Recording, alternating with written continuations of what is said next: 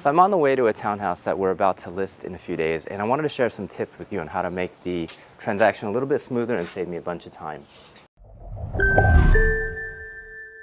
Here's the first one. So I always install two different lock boxes. The first one is the Supra.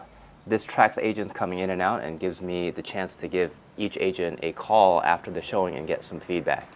The other type of lockbox we install is the combination lockbox. So the primary reason we use this combination lockbox is so that when vendors need to go in, such as painters or cleaners or stagers, we have a separate lockbox specifically for them. We don't like to give out codes outside and having them float around, so only our trusted vendors will get those. Tip number 2 is make sure that the keys that you get are very, very smooth and they've worked. We've gotten copies where it's difficult to get in, and you just don't want to have a bunch of friction when an agent is trying to show the property. You should be able to do it with one hand. So you'll see that we're still in the preparation phase of getting this property on the market. We've been working on it for about 2 weeks and we've got about a little less than a week left to go. So I wanted to share another small tip. So tip number 3 is to get some of the small maintenance items done that you know that are going to be inspected throughout the process. Something like a carbon monoxide detector, smoke detectors, they all need to be in the right placement, and then also we need the right batteries to it. Something that I personally like to do is I like to change out all the light bulbs and make sure every single light bulb is working. So our handyman knows this, so by the time that he leaves, all those things are already done. Another thing we did for this property was we know that the air conditioning is going to get inspected and we're in the middle of summer.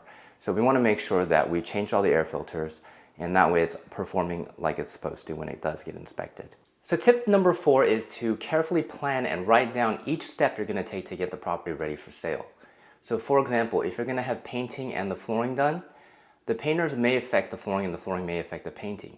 So after the painting is done and the flooring is in, the painters may have to come in and do some touch-up for the baseboards and other areas.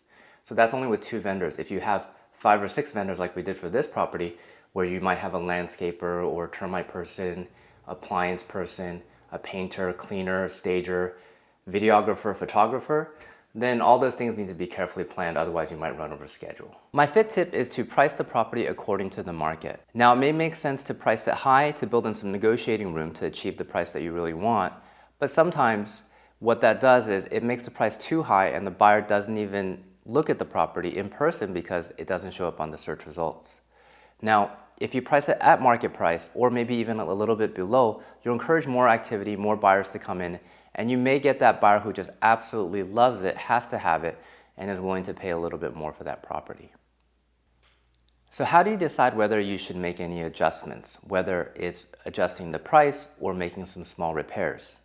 Well, if you're in a strong market like we have here in Southern California, and it's been 30 days on the market and you haven't received an offer, that may be a good time for the homeowner and the agent to discuss whether any adjustments need to be made.